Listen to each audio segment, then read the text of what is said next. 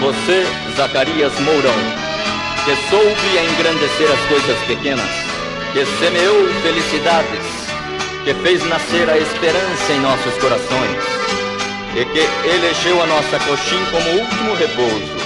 Aqui vai a nossa gratidão e a nossa saudade. Você foi embora pra eternidade, mas deixou saudade em todos os corações. Seja no campo ou seja na cidade, alguém está cantando suas belas canções.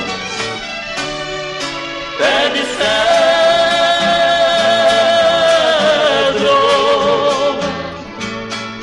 pé de cedro,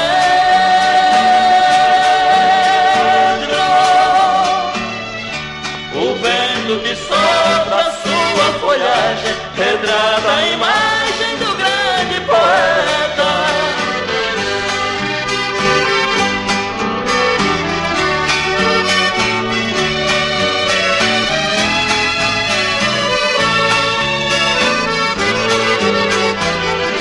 E na sombra amiga você repousou, o povo chorou a sua partida. Muitas reverências ao grande poeta e tanto amor sua terra querida. Pé de cedro,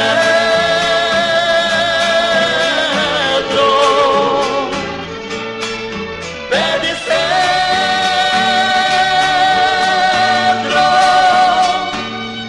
o vento que sopra sua folhagem retrata a imagem do grande poeta.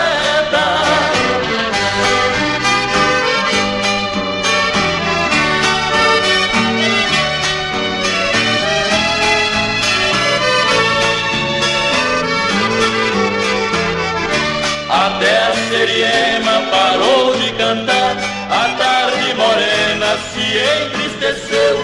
Chorou Mato Grosso, chorou Coxim, o momento mais triste e a hora do adeus. Pé de cedro,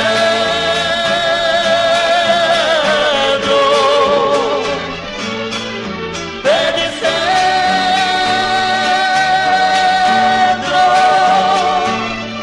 o vento que sopra sua folhagem retrata a imagem do grande poeta. Chora Coxim com saudade,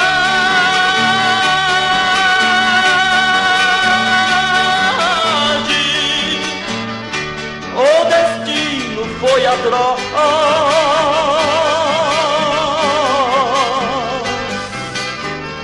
Mesmo morrendo o poeta, ficou viva a sua voz. Mesmo morrendo o poeta, ficou viva a sua voz.